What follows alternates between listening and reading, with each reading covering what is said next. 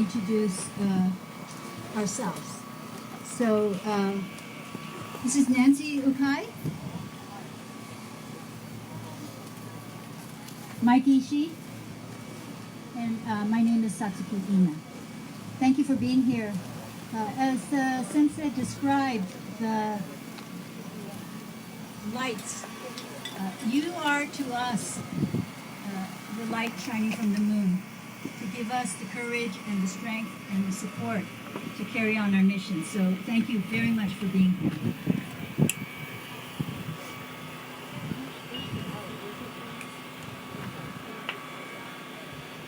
These cranes were made by people from all over the United States, and we put out a call on social media for cranes to be folded when a group of us went to South Texas, and we went to the Dilley South Texas Family Residential Center, and we wanted to take cranes and hang them on the fence in solidarity with the 2,400 women and children incarcerated there. So we put out the call, Mike Ishii's idea, and thought, well, let's go for it. Let's ask for 10,000. In 1 week, 10,000 came in. In 2 weeks, 25,000 came in. And then more continued to come in, and 30,000 cranes folded by school children, churches, craft groups, origami clubs, university students, and even the prisoners at San Quentin folded 4,000 cranes. And the teacher who taught them said it helps them feel to be a part of a community which they're not while they're inside serving their time. So we thank you for being here and taking part in this. And this is you. This is all of us together, flying, as Reverend Williams said, in liberation with wisdom and compassion. And next in 2020, we hope to expand our flock of cranes and take 125,000 to Washington, D.C. to say no more children in prison, no more camps, and free the children. And so please follow us at Tsuru for Solidarity on Facebook. Send your cranes, although actually we don't have an address yet. And we will take you with us to Washington, D.C., or maybe you'll join us. Thank you so much.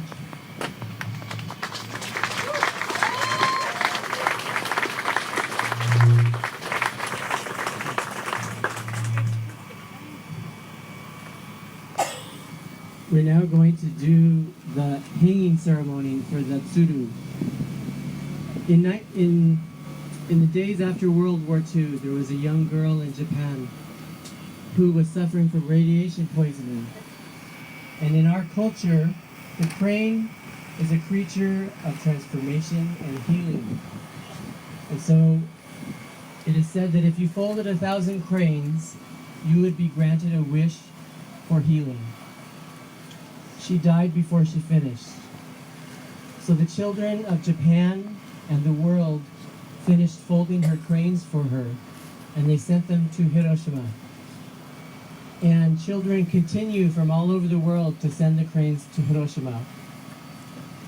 Because there are children here in this country in distress right now, we decided when we went to the South Texas Family Residential Center in March, the Dilley detention site where families are being held, that we would bring the cranes.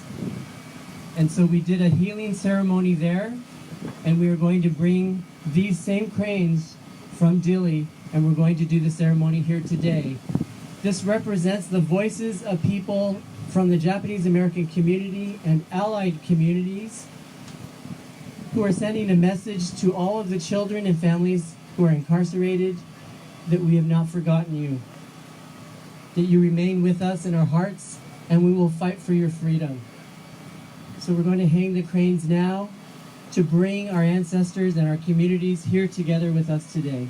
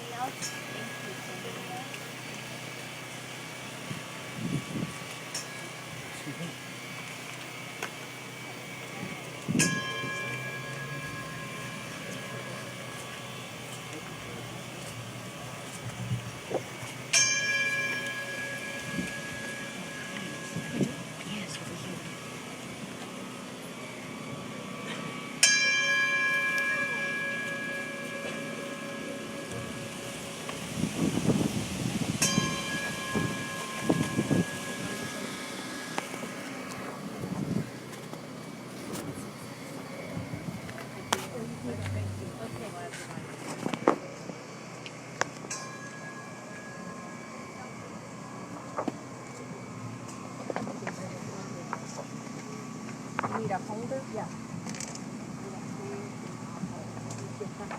That would be great. Are you going? Thank you so much. Spread it out here.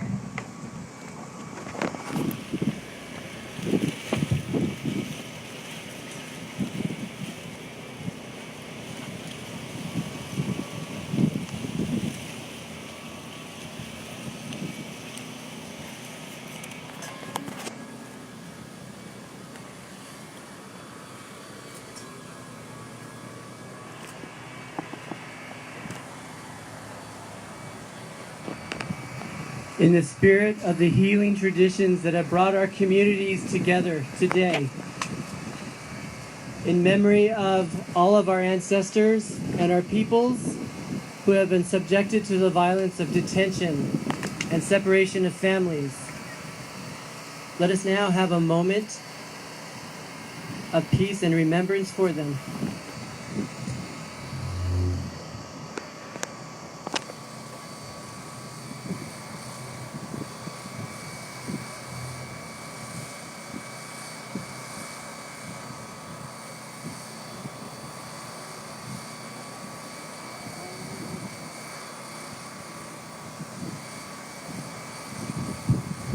Thank you. We are going to have some speakers today from frontline and historical communities affected by forced relocation, detention, and separation of families. I just want to give you a short update. The Japanese American community representatives here today, we held a press conference at the Bentley Gate at Fort Sill this morning. We were told that we did not have permission to speak there. We went anyway.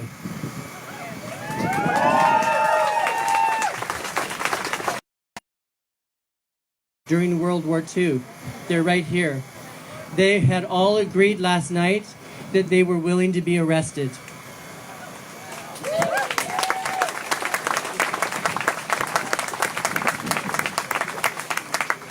We were met by MPs who demanded that we leave, that we take our cars and leave, and that we physically remove our bodies. We asked the press to be there because we wanted to make a statement to the world that even though there is a law within the United States government that says you may not demonstrate in front of a military base if they ask you to leave, that we answer to a higher law. And that's the law of protecting children. So our elders who were children in concentration camps came here from around the country today, and they made us stand there. So I'd like you to please stand up.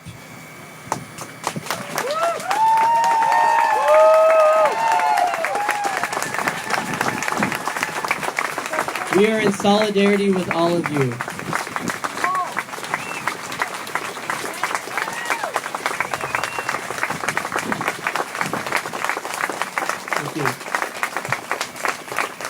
We know that there are also other survivors from other communities here.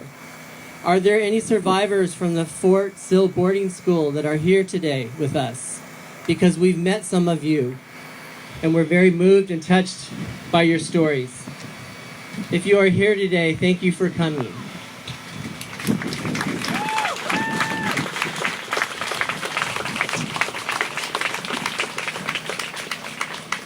So much of the history of this place is about the history of indigenous people and the war upon them, the genocidal war by the United States government. It's very important that we hear the Native voice in this conversation. And so it's my privilege to introduce to you Jeff Hauser, who is an Apache member of the Fort Sill Band. Thank you.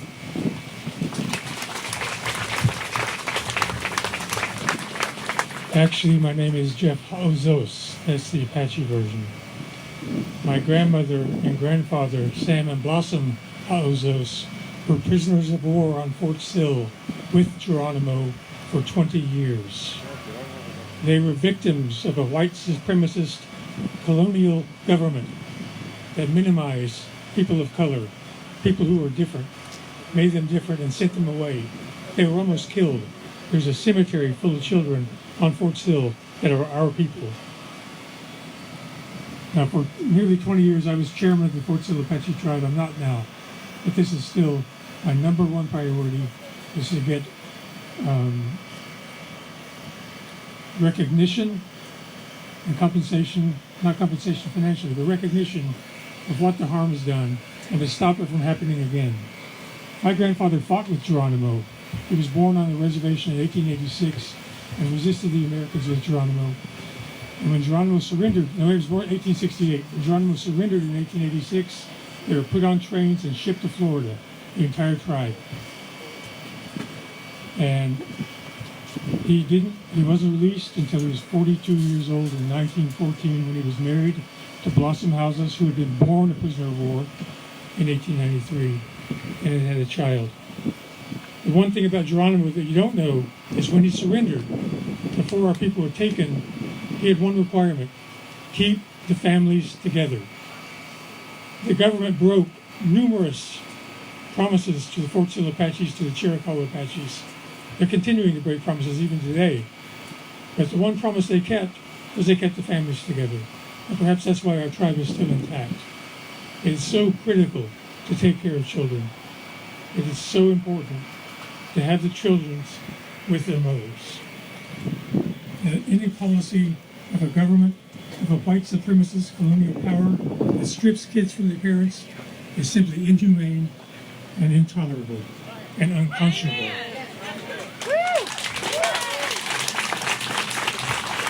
And I've got word for you.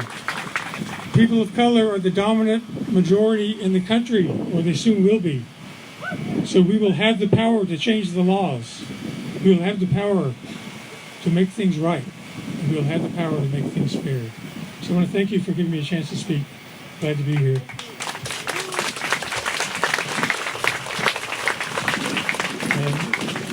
And I'm sorry for what your people have been through as interns. I certainly understand myself. Thank you.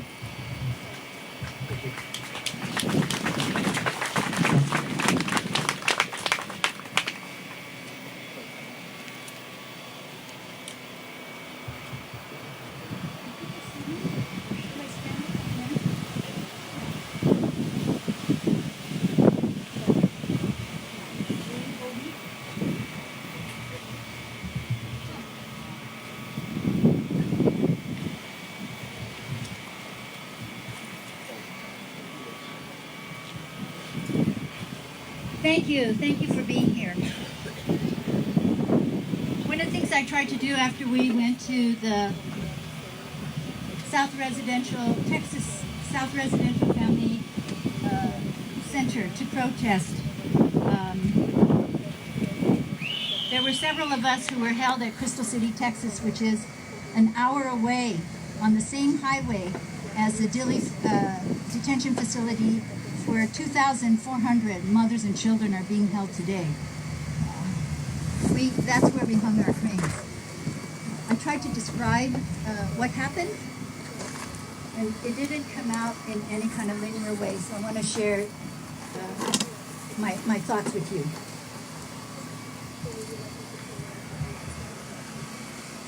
We came back for you because we know mass incarceration.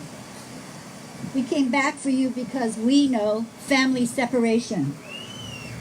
We came back for you because we know deportation, because we know barbed wire, because we know indefinite detention. We came back for you because we care. Some say it's not our fight, it's not the same. But we say incarceration of innocent people is inhumane. We say mothers and children are not to blame. Back in 1942, we disappeared. Empty chairs in the classroom, empty homes, shops, and farms. America turned their backs on us. No one marched. No one protested. There were no petitions, and there was no outrage. Silence filled the empty spaces of our invisibility. Silence was the scourge of our trauma. Silence filled our hearts, our homes, our community. So, we came back to let you know that we will not forget you. We came back to drum our messages loud and clear. We came back to hang paper cranes of hope and caring. We didn't know there would be a healing for us. We didn't know that you would cry listening to our stories. We didn't know that the power of shared voices would be like shards ripping away the scabs of silence. We didn't know that the small act of folding a paper crane would speak to so many people in our community. In protest, we chanted, we raised our fists. We sang in Spanish, De Colores. We held hands. We sang in Japanese, Kutsuga Naru.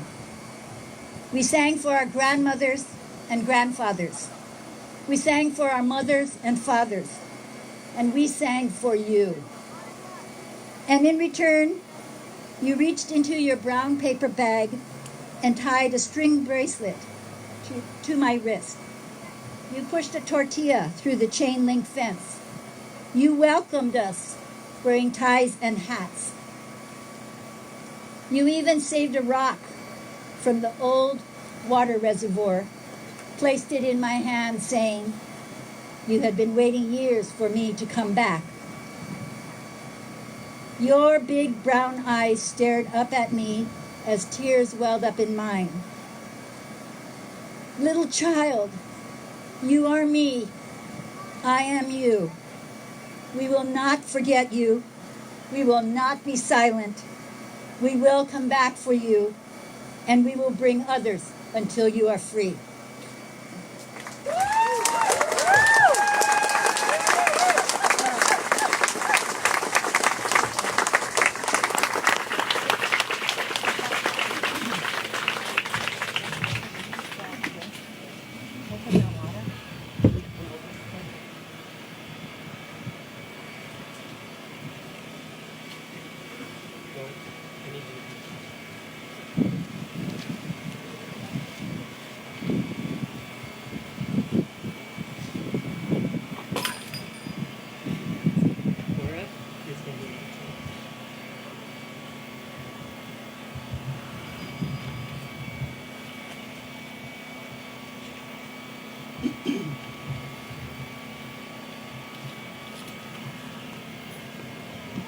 If you feel the grief right now, then feel it together, because that's why we're here today. We have much to cry about.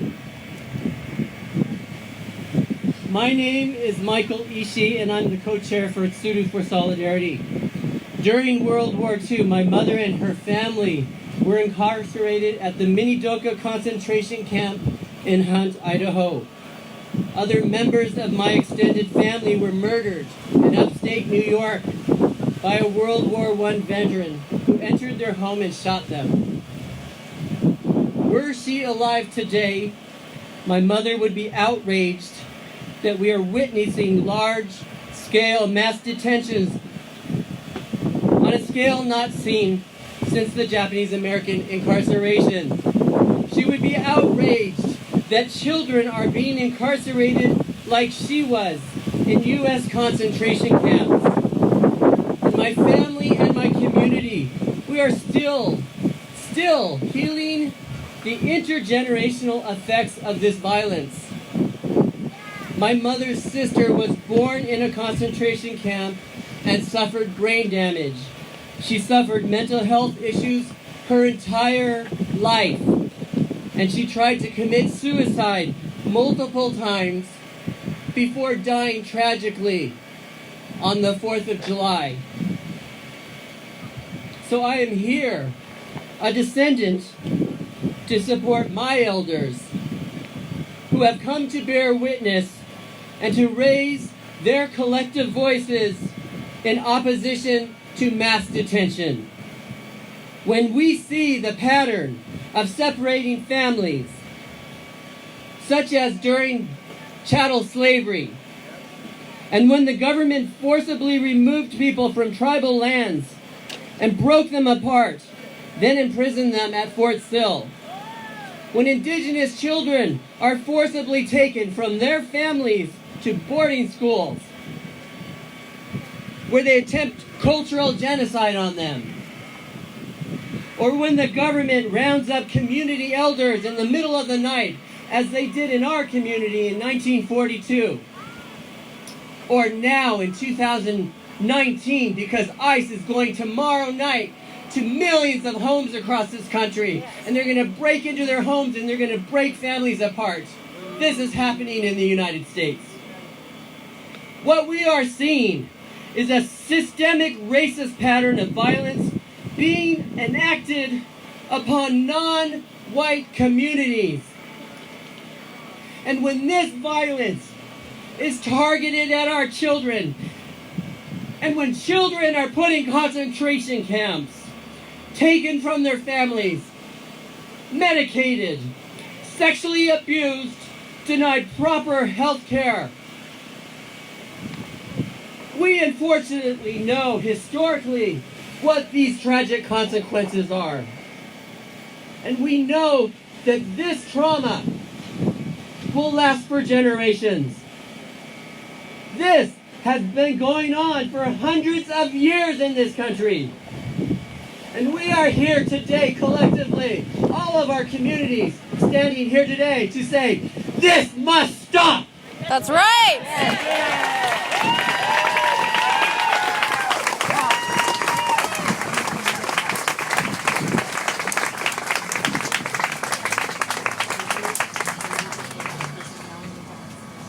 Our Japanese American elders who were children in camps came back here to raise their voices and to place their bodies on the front line, along with the currently targeted communities who are facing this every day. And we say, stop repeating history. That's right! And we say, children are the sacred trust. That's right! When you violate children, you have surrendered your essential humanity. Yes!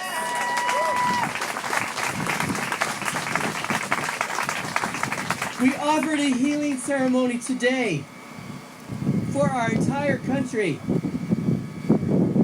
And we are here today to consolidate the healing force of our communities to bring transformation and to change this wicked moment. People everywhere across this country, hear us now.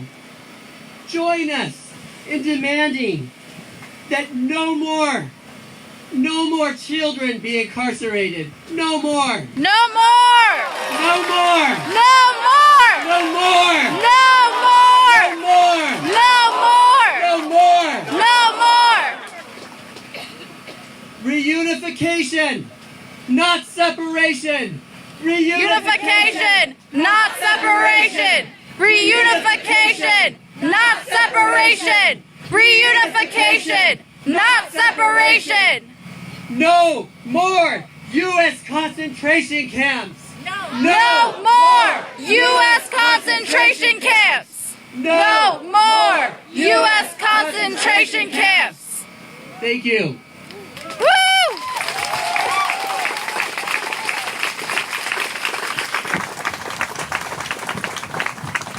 I'd now like to invite Jordan Harmon.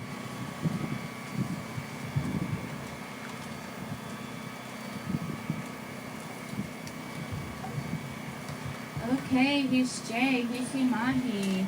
Thank you so much, Mike Ishii, and the Tsuru for Solidarity for coming to Oklahoma and traveling all over the country to do these things. I just wanted to take a minute also to say thank you to the Topum family for blessing us with that song. That memorial song is an old one that I have heard at powwows genocide. And thank you to Tsuru for bringing these cranes here, and to the elders who are survivors of the former concentration camps for coming here and blessing us with these cranes. These symbols have a lot of meaning and power, and you can tell they were made with a lot of care and intention, and they've been traveling all over to these sites where they've been offering these prayers. It's the same way with that drum that you heard today. Those things, they're made with care and with spirit and intention, and we take care of them, and there's power in those things. And coming together like this with our shared histories is powerful. And having our symbols be presented together in front of a crowd like this is a very powerful statement. And Mike mentioned relocation, imprisonment, and I think that the final one is genocide. And that is what is happening over here. We know this because it's happened before. The separation of children from family is an assimilationist genocidal tactic. We're dealing with not an immigration issue, but a colonial white supremacist issue. There's a lot of laws in place. We want to get away from that. Is this illegal or versus an illegal immigration issue? Because it's neither. You're talking about forced relocation with violence happening in our country south of the border that was placed there because of American interest. You're talking about environmental migration because of a lack of resources and water that was depleted by American companies. You're talking about an American government forcing migration when they come to this place, imprisoning them in insufficient facilities, and then taking their children and assimilating them. We don't know what's going to happen. They haven't been deporting. They've been holding them in these places away from their families, even though they know they have families here. They have a state foster system set up to handle these children, and they're violating the law by taking asylum-seeking refugees, placing them in internment for more than 20 days, and then claiming that they have broken the law by coming here. It's hypocrisy, and it's really just bullshit. And I'm really grateful for all of the people here that have, it's a hard fight, but it's important to keep doing these things and to let people know. We might not prevent the children from coming to Fort Sill, but they're going to know, and the community is going to know, that we oppose that, and that we want humane treatment of children, of innocent children, and that we don't want to create this, what is an American-created health crisis and public health crisis. So thank you for having us. Thank you, Jordan Herman, Indigenous rights lawyer. Thank you. Is Edson nearby? Oh, DA, okay. Coming. Inside.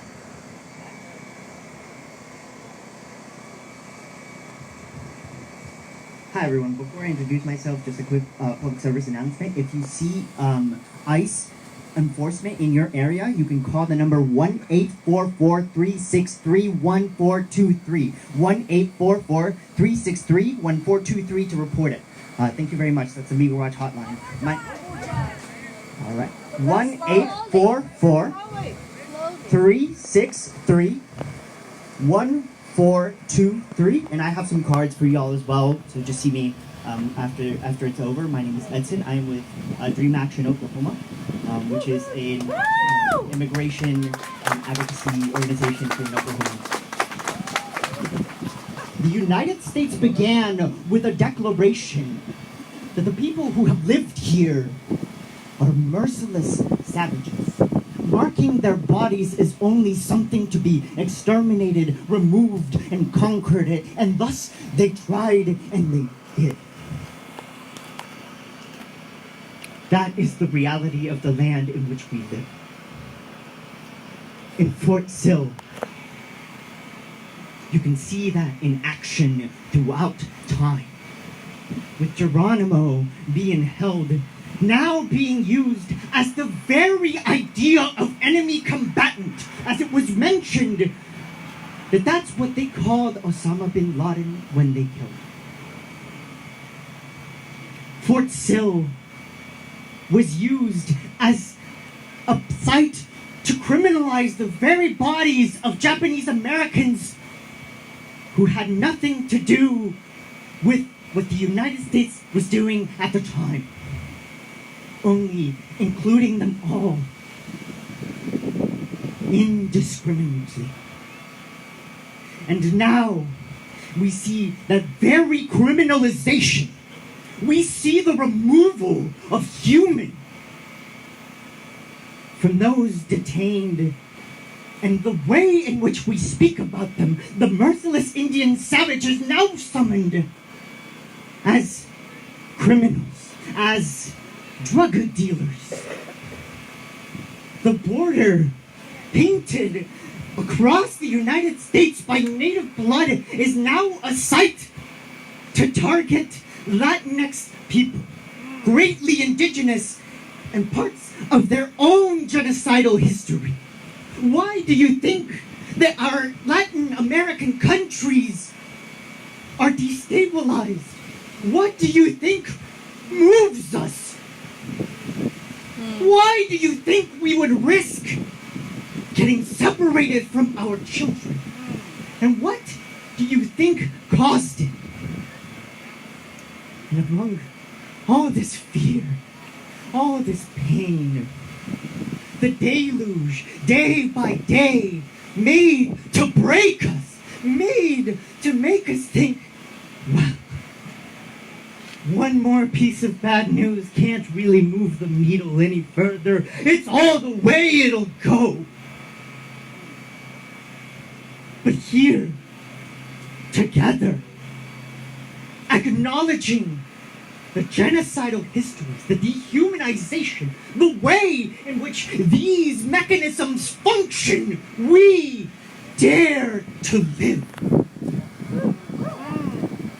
In the face of children not being given toothbrushes or soap or sleep, as the Trump administration argues isn't necessary, we dare to remember they're human. In the face of not just those detained, but all of the immigrant community at fear every single day that one of them, that their family, their mom, their dad, their brother, their cousin, their uncle, their aunt, their friends, their teachers, their classmates, their workmates won't be there any longer. We dare to resist in the face of being told to forget that they are human, and in the face of being told that the United States has nothing to do with while they're here, so they don't really matter. When we're told to forget, this very site functions as a way to remove individuals from the living category.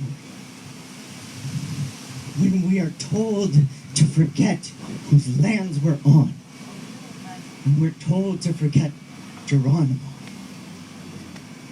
we will dare to remember. We will dare to ask the paper planes to fly. We will see our migrants as zacuan papalotus, mariposas negras y anaranjadas, monarch butterflies passing from south to north freely. And we, in the face of everything, every single day, we dare to live.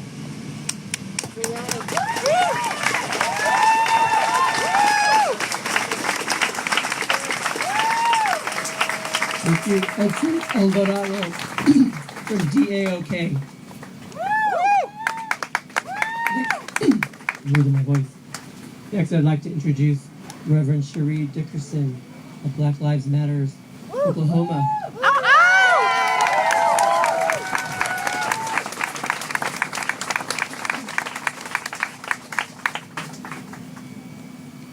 I don't quite feel worthy to be standing here today. Yes, you are, girl. But I am very humbled by the opportunity to represent a community that understands all too well what it is to have a country tell us that we don't matter. Right. Something that I don't always share is that I was a product of the foster care system. And so I know what it's like to be separated from your family and to not know why. I was separated here in this country, and they told me and they explained to us that it was for the greater good, for our good, and that they were protecting us. But that was just a damn lie. They didn't care. This issue is not just a social justice issue. It's not just a racial equity issue. It is also a reproductive justice issue. Yes. It is an issue because there are being crimes committed against humanity. Yes. And white supremacy is a thing. Yes. And so I want to speak to my white allies and accomplices for a moment. Because many of us that carry melanin in our skin, we are tired. We are angry, we are weary, and we are worn. Yes. And I wake up on a daily basis physically ill from the bullshit that I am watching my country and now my state continue to participate in this egregious and heinous act against people just because they don't look like you. Yes. So, to my white accomplices and allies, it is time for you to step up and put your bodies on the line. This is a call to action. And we're not just calling you to attend the rallies and say we stand in solidarity. I'm saying get your asses down to the places to where the faces don't look like yours and say, we matter.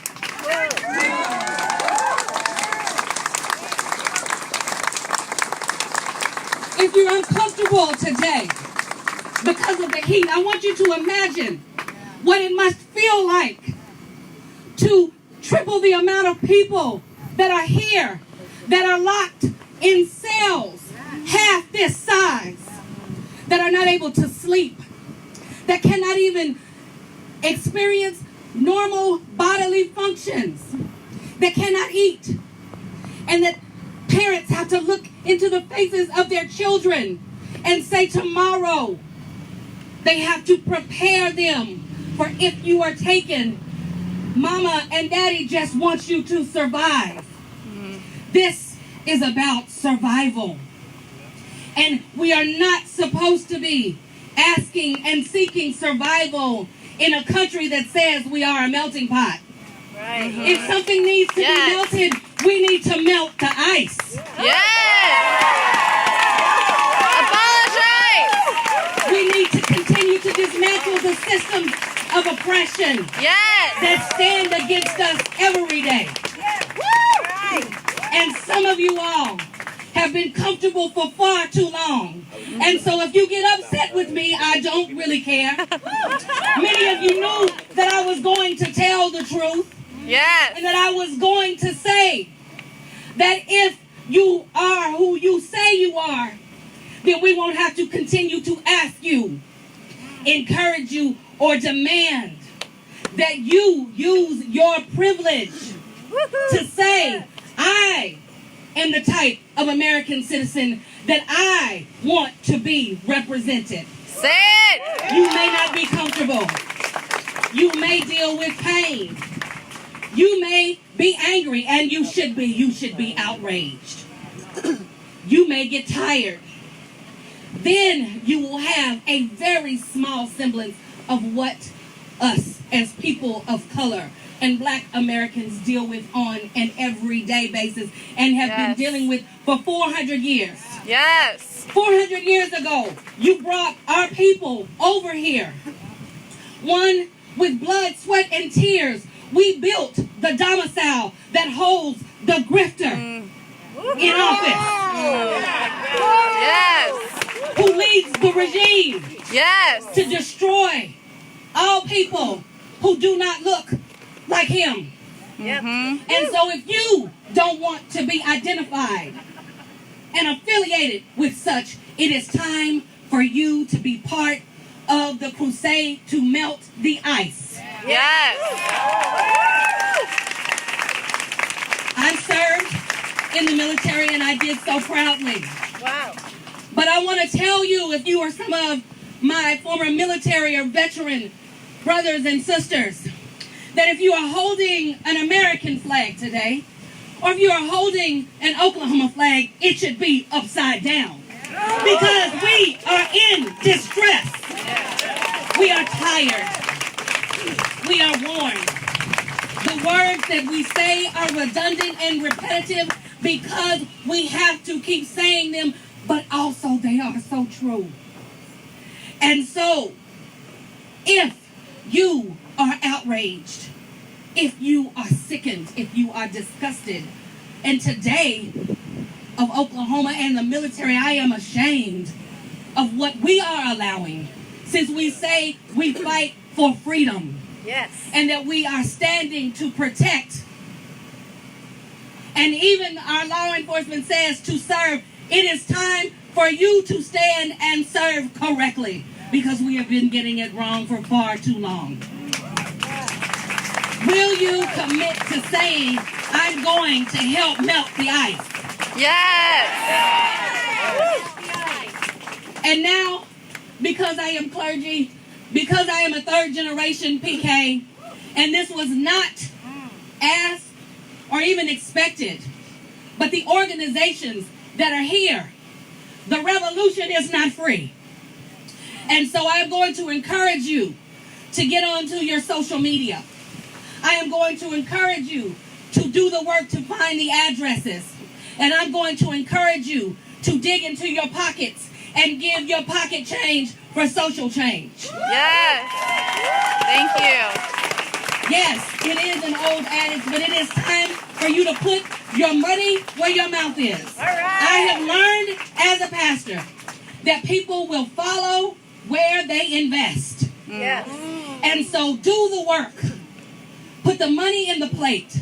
Put it in the hands of these amazing elders who should not have to continue this crusade because somebody told them far too long ago that they did not matter. I need you to tell them that that was not true. I need you to prove it. I need you to be constantly aware of privilege and to use it in the best way possible. Will you melt the ice, Oklahoma? Yes. Will you melt the ice, Democrats? Yes. I have friends who are Republicans, and if some of you all are here, you should not want to be affiliated with something so egregious. So you should also be willing to melt the ice. This is a nonpartisan issue because this is about humanity.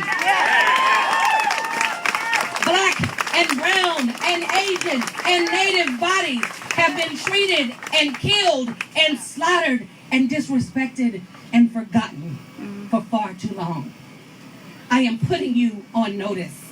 When I see you, I'm going to tell you, do the work. I'm going to tell you, we need your money.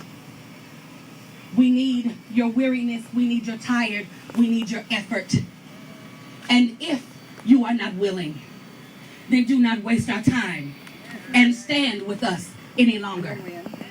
If you are come here because your oppression is reflected or associates or affiliates with mine, then the time has come for us all to rise. But yes, in this instance, it should be an entire line against line of white bodies that said, you will have to come through me before you get to my family. When you look around, this is your family. These are your neighbors. These are your friends. And in a few days, our children, my children, your children are going to be put into a concentration camp here in Oklahoma. And I want to tell you, not on my watch. Yes! I say thank you. Thank you for your continued legacy and for your work. Thank you. I am very humbled by your presence, but I am sickened for the reason that you have to be here. We love you. We stand with you. Let's do the work. Thank you.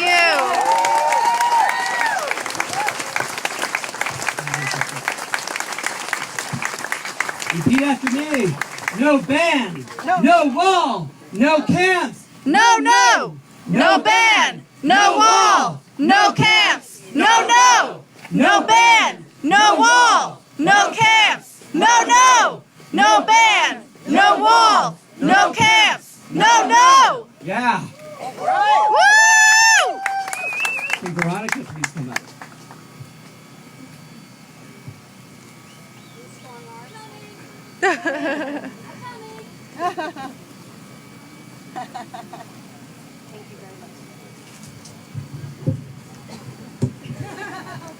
Hey, y'all.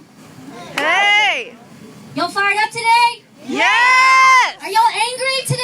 Yes! Are you enraged today? Yes! Good, you should be, because we have a lot to be enraged about. I wish I could tell you, my friends and my family, that this was an isolated incident. I wish I could tell you this was an anomaly, that it was a single blot on American history, but we who are here today, we know that's not true. Because remember, this is the country that abused and enslaved and murdered our black brothers and sisters and family members. This is a country who tried for centuries to eradicate our Native American brothers and sisters and family and friends. Yes. This is a country who passed a Chinese Exclusion Act. Right. Who burned down communities of color because they were afraid of our success. This is a country who locked our Japanese American aunties and uncles and elders in cages with no apology. This is a country whose Islamophobia and anti-Semitism turned away boatloads of children, and who passed an illegal and discriminatory Muslim ban that we are still fighting today. Yes! I wish I could tell you that this was all there was to it, my friends and my family members. I wish I could tell you that this was all there was to fight, but this is a country where what is moral has hidden for too long behind what is legal. Slavery was legal. Apartheid was legal. The genocide of our Native brothers and sisters was legal. It is time for us to stand up, not for what is legal, but for what is the right thing to do.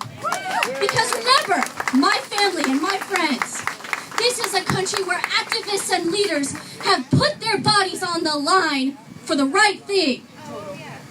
This is a country full of Sojourner Truths and Harriet Tubmans. This is a country of a freedom railroad. This is a country that is better than this.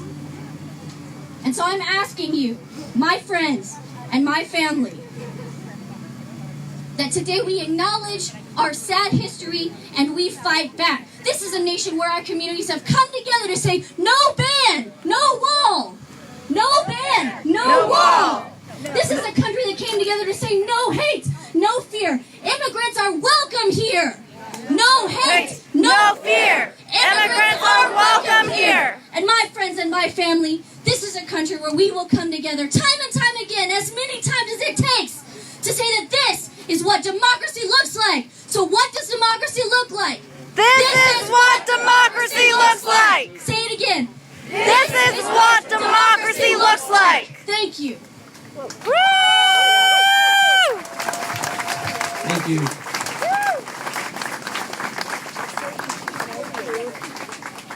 Veronica Lazur from CARE. Thank you very much. We now have the honor to have one of our spiritual elders, one of the longtime spiritual elders of AIM, Lavette Yegu. I'm not spiritual. Let me reintroduce that. My name is Hector. Handio de Atsan. Koima Ado. Tongya Koyama. Amkon. I said, I'm glad to be here.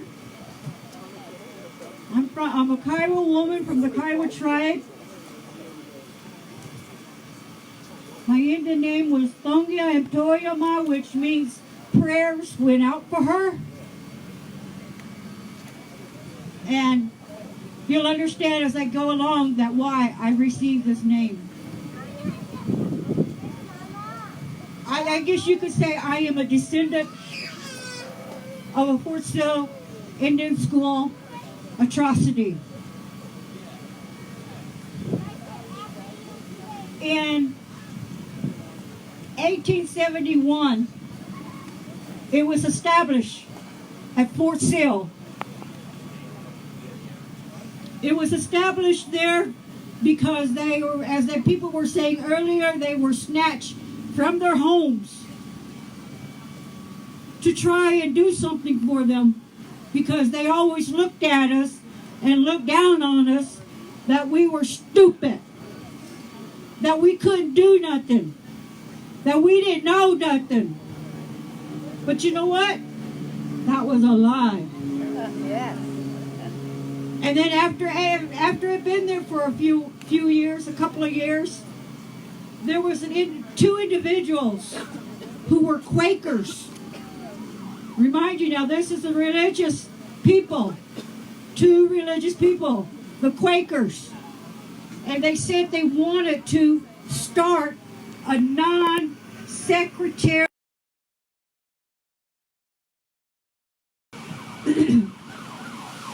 But that was a lie. It was run under a religious organization. And when I was being told this, within myself I got angry, because throughout the years I've heard about the atrocities of our indigenous people. As time has gone past, and as time is still here, we are still going through it. I was in a program. I was asked in 1971. An individual came to my house. Let me backtrack. Because I say I'm a descendant because I had a grandmother that went to Fort Sill Indian School. And she said it was very, very harsh. And it wasn't very good for her. Because she spoke fluently Kiowa. And that's all she knew. Because that's the way we were raised. And when she went to Fort Sill Indian School, she decided to... Can we get the other mic?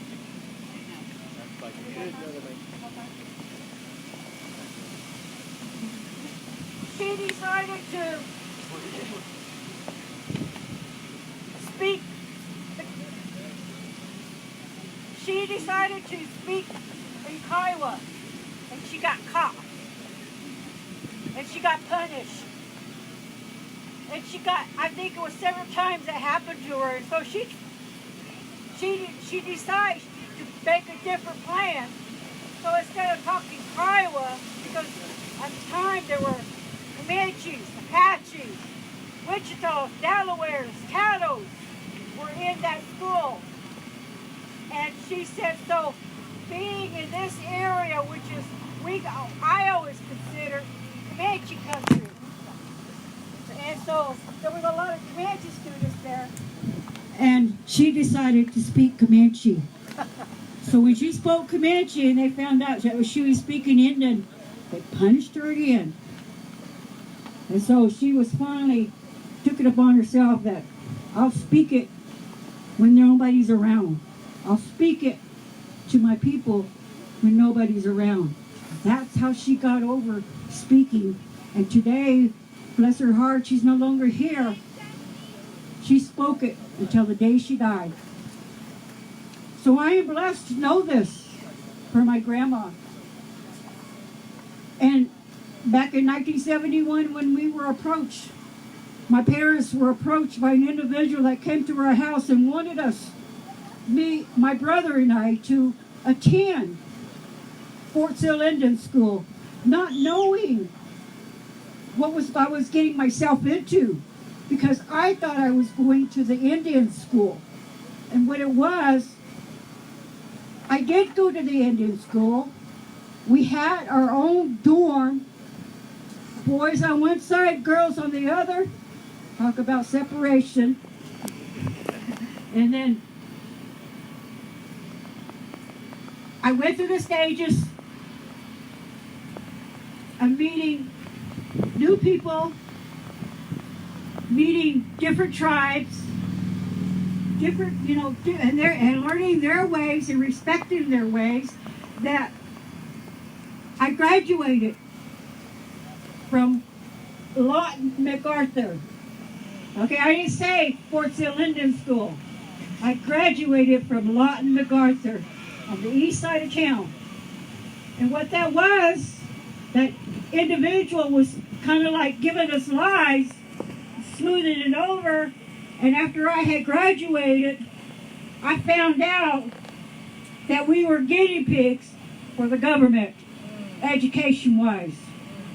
Because they were still trying to think that they're going to make us better or be like them. And it didn't work. Because we still have our language. We still have our dances. We still have our songs. We still are still here. Yes! And don't forget that. If you got a language, keep it. Learn it. Go with it. I'm here to talk about that. That was my experience, but mainly I'm here today because of the children. The children are always near to my heart, no matter who they are. And no matter where, and I seen this. This was given to me, and I said that I was going to be here today, not knowing I was going to be doing this. But my heart breaks for the atrocities that they're going through. And I see, because I know what it's like to be abused as a child. I know what it is to see children being abused by people, by their own relatives, by strangers, by authority, by other, just however. And that's why I'm here today, to let you know we're going to do our best. We are going to do our best. With the grace of God, we're going to do our best. And He's going to help us. He's going to lead us and guide us to tell us how to do it. And it will be done. It will be done. I firmly believe that all things work together for the good of the people. I hope. I hope.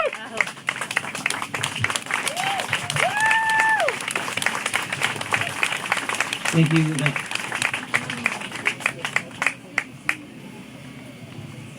Could we have some volunteers come up and trade places for the crane holders? We need about 5 people to come up and switch. Thank you. And for sign holders too. The sign holders too. Yeah, thank you. That's what this is about. We do it together.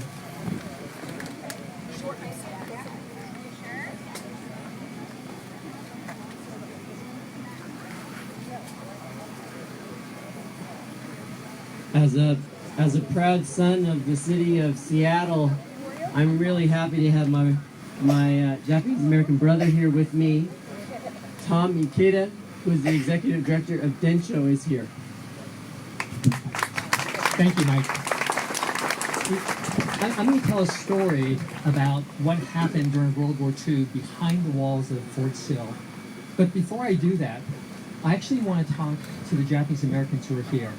Because as I've been here all day, it's remarkable. And I just want to acknowledge all the Japanese Americans who came from all around the country on such short notice to organize this. And in particular, I want to acknowledge the Tsuru for solidarity. The passion, the artistry, the solidarity that they all brought, the art, the history, it's so intentional and so powerful, the religious ceremonies. And so to Nancy, Mike, and Satsuki, just my heart, because you have awakened the Japanese American community in ways that needs to happen now, and it's so powerful. So again, thank you so much. And then finally, to our elders, whose stories, and I just wanted to let the elders here know that your stories, as you can tell, matter to more than the community. It matters to the country. And my promise to you is they'll never be forgotten, but they will be preserved. Because one of the roles I have in that community is a story keeper. For the last 25 years, we've been going around the country collecting and preserving the stories of Japanese Americans and what happened during World War II. 9 years ago, I was in Kona, Hawaii, and interviewed an elderly 80-year-old man who told me this a remarkable story. His father, who had 11 children, he was taking care of, and he was taking care of businesses in Kona. He was a thriving business person. And because he was a community leader and helped families do paperwork for the Japanese consulate, the day after the bombing of Pearl Harbor, he was picked up. He had done no crime, picked up, and eventually sent to Fort Sill. And so this story comes from his son, who was at the time about 11 or 12. He said when his father was at Fort Sill, behind the fences, he snapped that the trauma, the conditions of being incarcerated, he had this man in the prime of his life. He snapped and he ran to the fence and he started climbing it. This is broad daylight. And he's yelling, "I want to go home. I want to go home."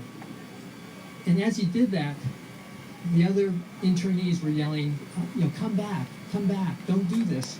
And then pretty soon the guards came out with their guns and they started shooting. And then the internee said, "Stop, don't shoot. He's lost his mind. Don't shoot." And at the moment, Mr. It was Kana Saburo Oshima. At the moment he paused to actually turn back, to go back, a guard came up and shot him in the back of his head and killed him.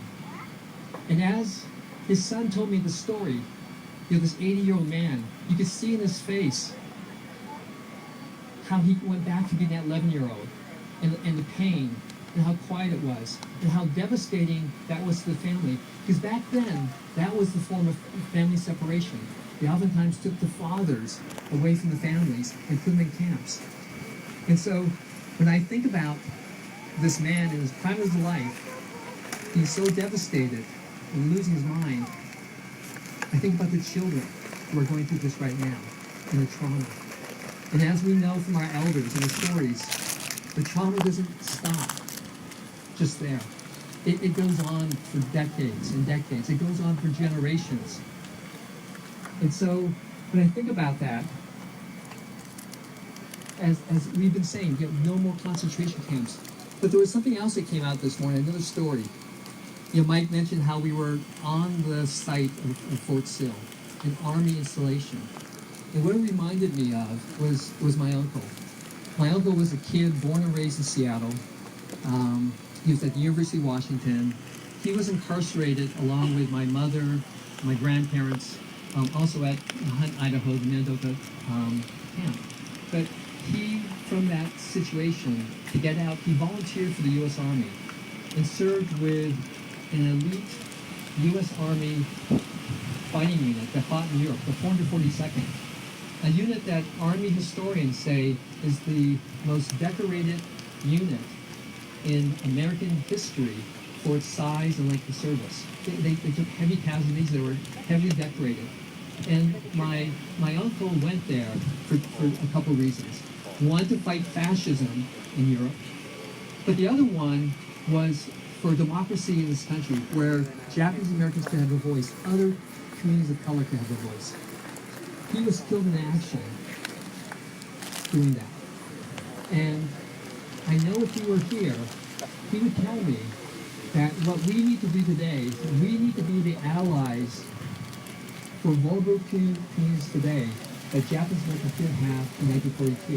And so when I look out to this group, I'm overcome with gratitude, because together we can make a difference. We can be the allies that Japanese Americans didn't have during World War II that caused this incarceration. So again, thank you all for being here, and thank you so much for the...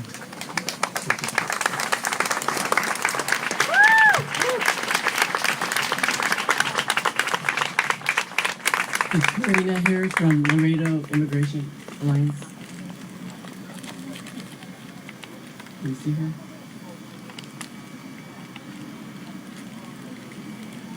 Okay. Is Nicole here from ACLU? I just saw you a minute ago.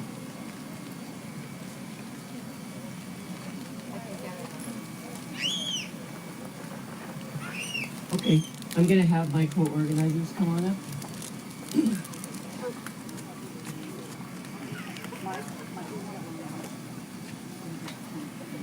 So go ahead.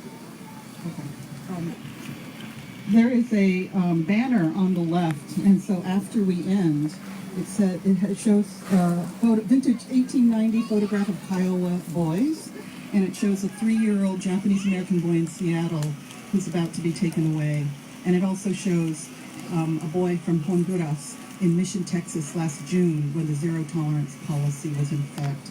We would love to have you not sign it with your name.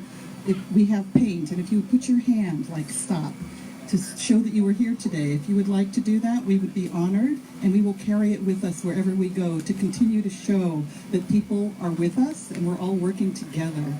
Thank you.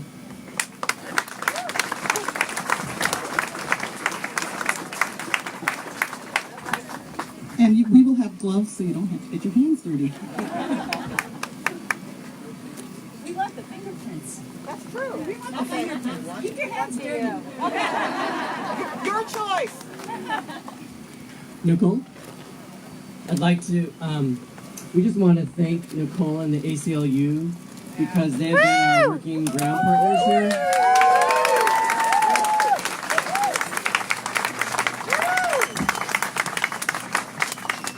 Thank you so much, Tatsuki and Mike and Tsuru for Solidarity and everyone who made today possible. I think that when they were trying to decide where they would detain children, it's not accident that they picked Oklahoma. We lead the nation in rate of incarceration of people overall. We lead the nation in rate of incarceration of Black people. The number of indigenous people in prisons in Oklahoma has increased by 46% between the years 2008 and 2015. What they did not count on is community. Yes. They think by assaulting us on all fronts, they can divide people. But I think today is just a small showing that people in Oklahoma care. They were willing to fight. They were willing to come together. Yes. The ACLU of Oklahoma is proud anytime we can be to stand here with folks to do what we can, especially as people are putting their bodies on the line. Thank you so much, everyone. Take care of yourselves. Grab some water if you need to. This fight is going to be long. Yes. And we have to be able to stand and fight together. Yes. Thank you. Thank you. Thank you, Nicole. We have water up here. Joy, hold up the water. If you need water right now, if you are feeling overheated or thirsty or dizzy or haven't had water in the last 2 hours, go get water, okay?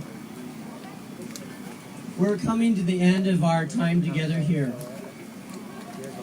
We at Tsuru for Solidarity and our allied Japanese American community members and our elders, we would like to thank the local people here for welcoming us into your community.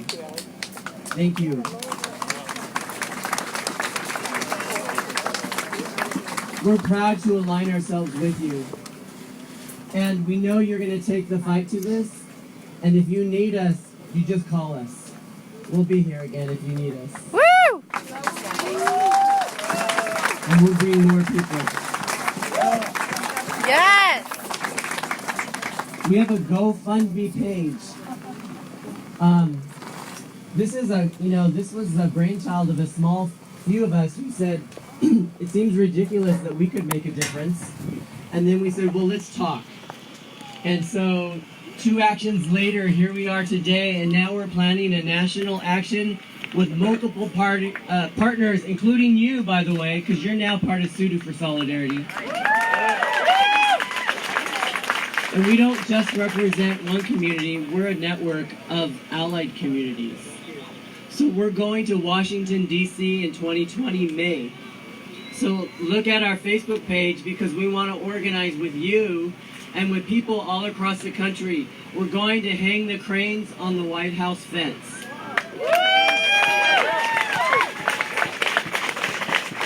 Tsuru for Solidarity in Washington, D.C. will not just be cranes, it will also be butterflies, because the butterfly is a symbol of the immigrant rights movement. We are going to be developing a policy campaign with our national partner, Detention Watch Network. And we're going to be working with Congress people who are sponsoring legislation that will stop this detention nightmare that we're in right now. And we're going to take the cranes and the butterflies to the Congress. And we're launching a national campaign for children to fold cranes and butterflies and send them to their Congress people, take them to their offices, hold them accountable.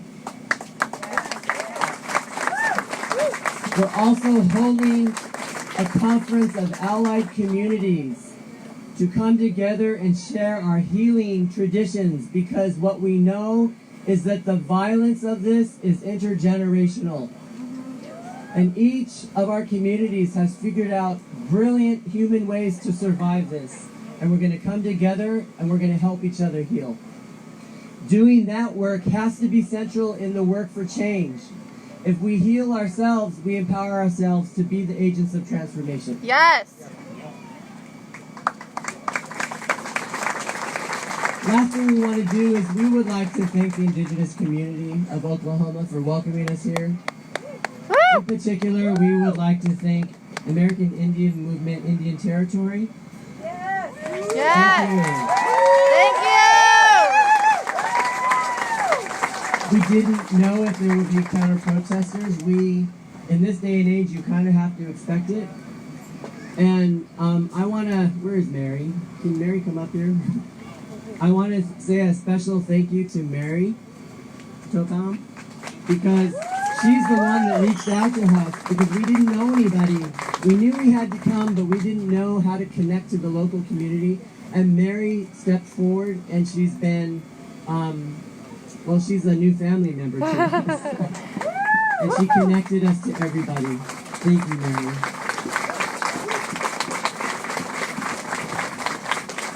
We would like to close by asking Michael Topam to come back, and he is going to lead us in a healing, a closing ceremony, a closing blessing. For that blessing, we need you to turn your cameras off in respect. After that blessing, both Michael and Reverend Williams will be, they're going to be right over by the flag, okay? If you would like to